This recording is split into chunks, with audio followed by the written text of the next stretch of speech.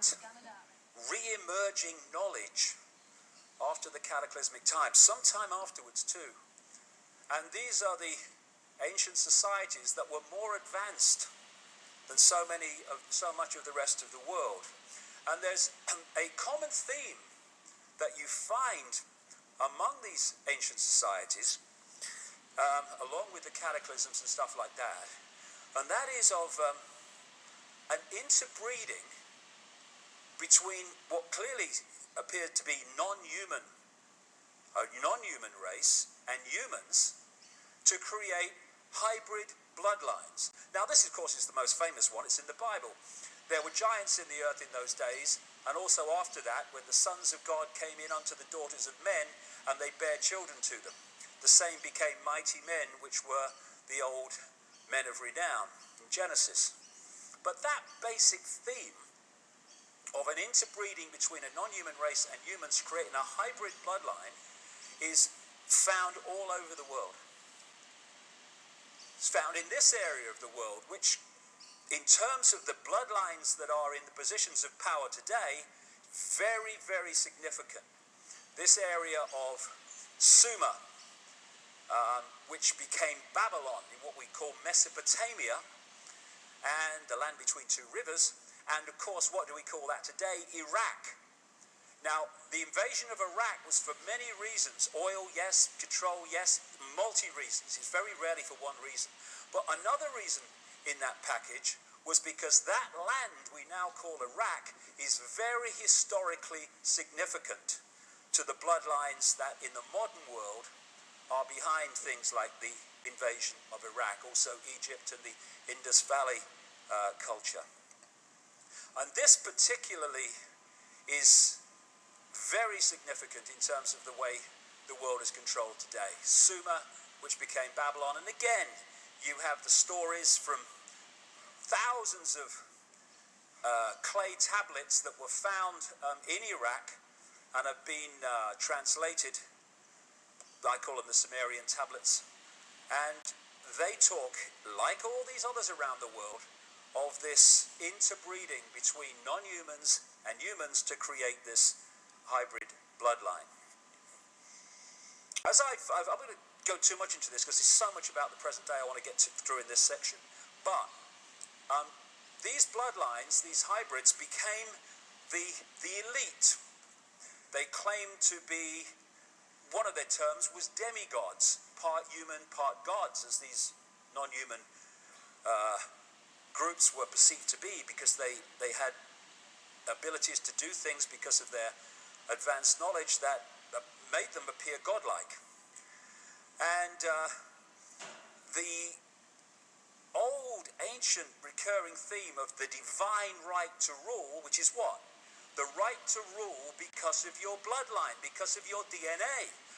We have a head of state, you have a head of state, same one, in Buckingham Palace, who is only head of state because of her bloodline, because of her DNA. If she had a different DNA, she might be cleaning the throne, not sitting on it. That's how ridiculous it is. So even today we have this still running. And in the background, among those that control banking and business and media, we seriously have it running. It's just not official like it is with the official royal families. And these demigods, these hybrid bloodlines, were the ones that ended up in the positions of royal power, and they fought among each other like crazy. For instance, even in China, the emperors claimed the right to be emperor because of their connection to what they called the serpent gods. And that's a common theme, the serpent or the reptilian figure. So these bloodlines, let me just hold on that for a second.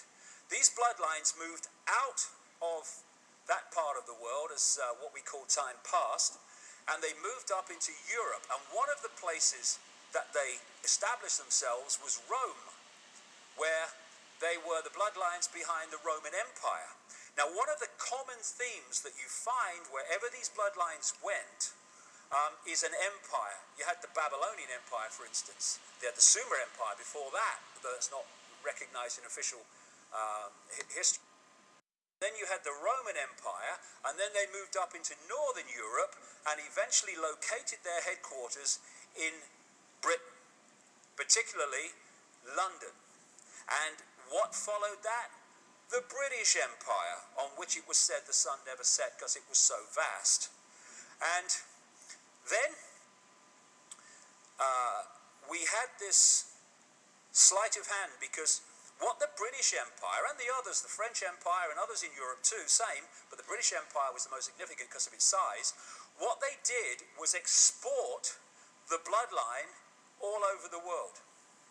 And, crucially, I'll get to this later, the secret society network, which follows the bloodline, to manipulate it and its representatives into positions of power to control the societies they target. So what we had when the colonial empires apparently on the surface broke up was global Babylon. Because what happened on the surface, the colonial powers gave independence to the countries like Australia and America and stuff like that. But in truth, what happened was the bloodline and the secret society network stayed in those countries and have gone on controlling those countries ever since, from a central point in Europe. Overwhelmingly London, but there are other places in Europe too, where the very significant centres of power for this bloodline network. And there's two types of control. There's a control you can see, touch and taste: communism, apartheid, fascism. And at least the people under those tyrannies understand the situation they're in. They're in a tyranny. And they can see, at least the front men, who are in control of the tyranny. Eventually, it might take a long time, but eventually there will be a rebellion against that kind of tyranny where you know where you stand. The greatest form of control, which can go on forever until it's exposed, is a tyranny you can't see, touch and taste, where you're sitting in a prison cell but you can't see the bars. Because people don't rebel against not being free when they think they are.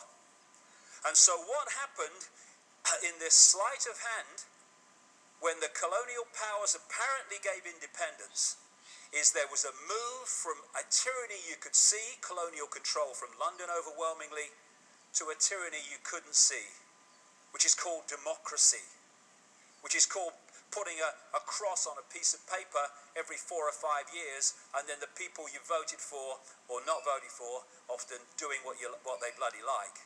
It's called freedom. It's very good. I want to try it sometime.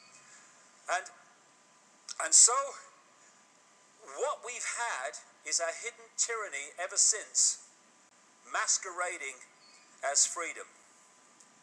And what these bloodlines and the secret society network they control have done is set up the equivalent of a transnational corporation. As transnational corporations work, they have a headquarters, and then in the different countries they have subsidiaries. And the subsidiaries do what the headquarters tell them to do. Corporate policy, they call it. Well, what these bloodlines have done is exactly the same, only it's secret societies for subsidiaries. The headquarters, the centre of the web in Europe, did policy, which is constant centralisation of power in every area of our lives to bring about this point where the few can control the many from a central point. And in each country is the subsidiary network of the secret society network, and that network in each country has the job, and it's bloody completed it a long time ago now, of controlling that country's government, any political party that has any chance of forming a government, its banking system, its transnational corporation system, its media ownership, and the military, and all these other institutions, medicine, science. And so, having established that in different countries around the world, when the central point, the spider in the center of the web in Europe, says, this is what's going to happen now, these subsidiary groups start to bring it about in their sphere of influence, their country. And this is how you see, and it's more and more blatant now, this is how you see the same things happening in every country virtually at the same time. When there's a problem, like a financial crisis, engineered of course, then the reaction to the problem, and maybe we could sit down and say, well, maybe we could do that, maybe we could do that, maybe we could do that, what about that, try that. No, there's one solution.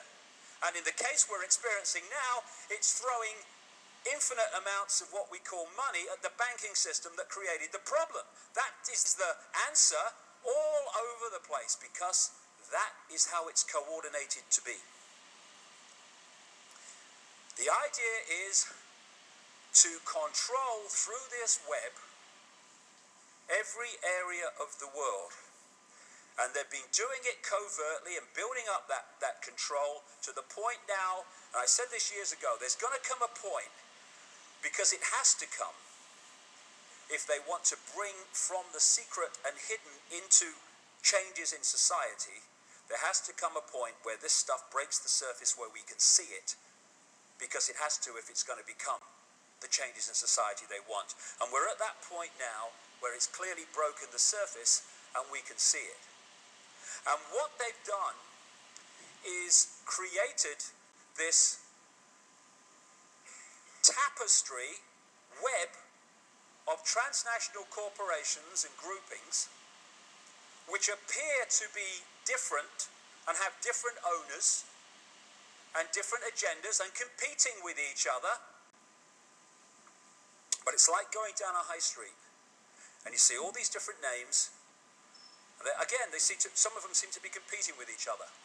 But when you do the research and you go back and you look at the holding companies, you find that the same holding company controls this and that and that and that, and actually controls this, which is apparently competing with that. And this is what they've done. These families and their secret society network, which go under the name of Illuminati, the illuminated ones, they are the force that is ultimately behind all these apparently unconnected groups and corporations, and they move as one unit as a result. And the idea is to imprison humanity in the way that Orwell described, and the way we're experiencing now, not even by the day but by the bloody hour, of more and more surveillance, more and more control, more and more suppression, more and more police state. And in doing so, manipulating the way we perceive reality, so we, as the external world moves in on us, the internal world moves in on us, and we become less and less of who we are. So, let's get real bloody bizarre now.